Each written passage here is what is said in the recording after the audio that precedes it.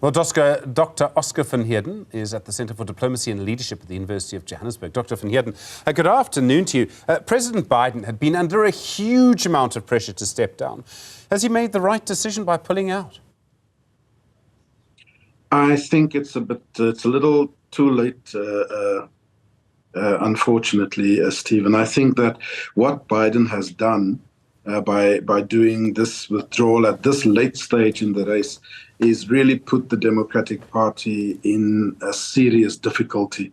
I would have wanted to rather see him continuing with the elections, win the election, and then perhaps step aside and say the deputy can take over and so on, because it's that strength of the character and the fact that people saw Biden as an equal to Trump, not only in age, but in terms of experience, in terms of gravity, and so on. But I think too little, too late.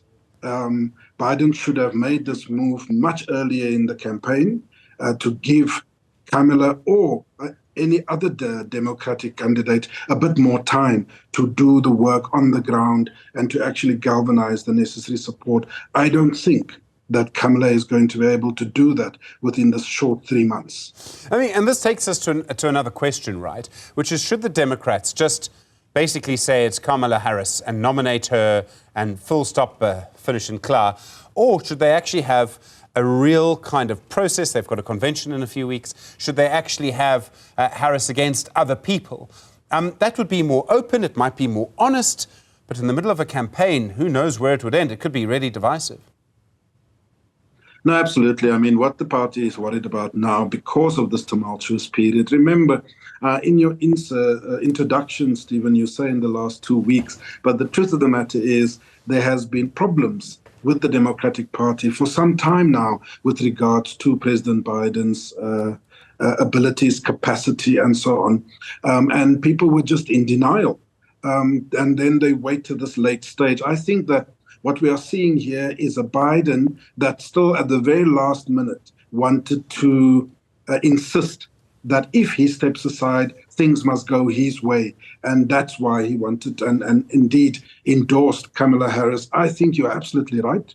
There should have been a much open process. We know, for example, that when the nomination was open, there were some good candidates out there in the Democratic Party that could have made a big difference. I'm surprised that none of them have stepped forward. The way things stand now, she is the popular candidate. A number of states, in terms of the party, has endorsed her.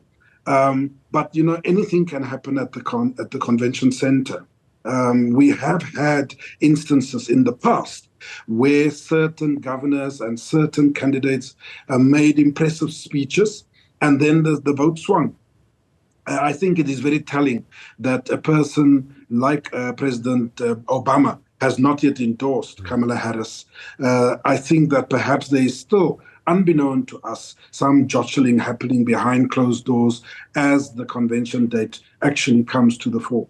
I mean, in one scenario for the Democrats, and this would be the sort of good scenario for them, arguably for the world, Dr. van Heerden, depending on how you see Trump, and there are many strong views on Trump, is that handled correctly, this could really re-energize a broad coalition in the United States that is against the making of abortion illegal, that would campaign on abortion rights, women's rights, and maybe also kind of get into two big questions. The one is that the white majority in the United States is fading, and that's really underpinning, I suppose, the rise of Trump to an extent.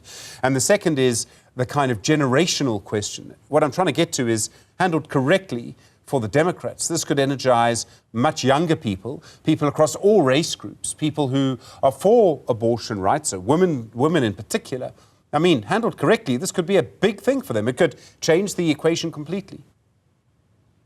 It could very well do all those things, but you perhaps, in my opinion, Stephen, you perhaps don't have the right candidate for that.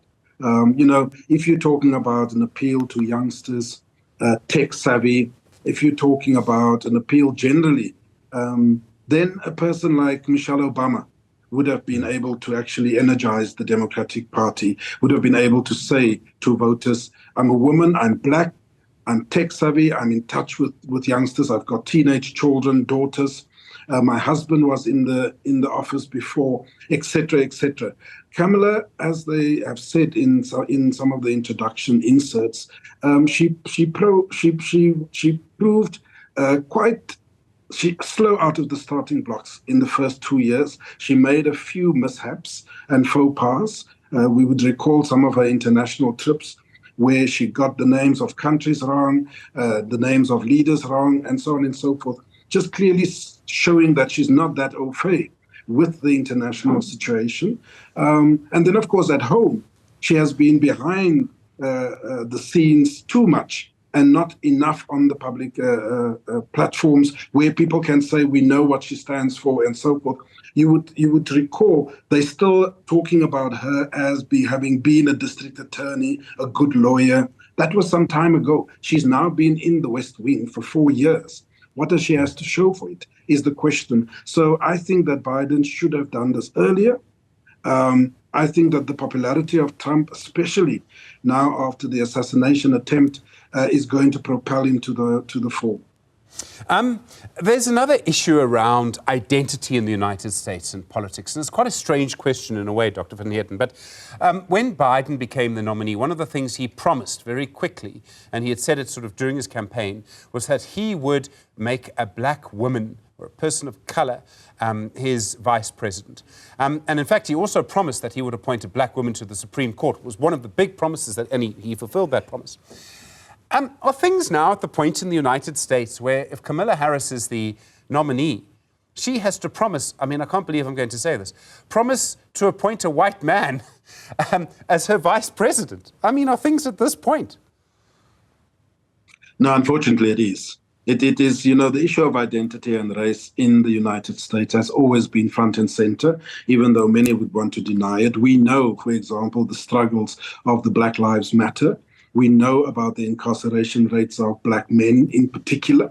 And so I think it is an issue. Let me put it this way, the reverse, Stephen.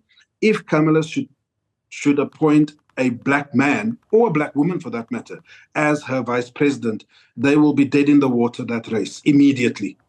And so unfortunately, I do think that it's not so much that she needs to make the promise. I think everyone in the party and all of those around her is going to say, this is the right thing to do if you indeed want to bring all of the Democratic sort of traditional support base on board to support your candidacy. Unfortunately, that is what is going to happen. And I'm not sure, given that identity politics, I don't know whether the American people are ready, let alone for a black president, because they've had a black president before, but for a woman, that is a ceiling that is, if Kamala is going to be able to break that ceiling, I would be very impressed with the maturity of the American people. So much going on there, isn't there? It's so interesting to watch what's happening in our politics at the moment, Dr. van Heerden. I know you're a member of the ANC, you've watched it very closely.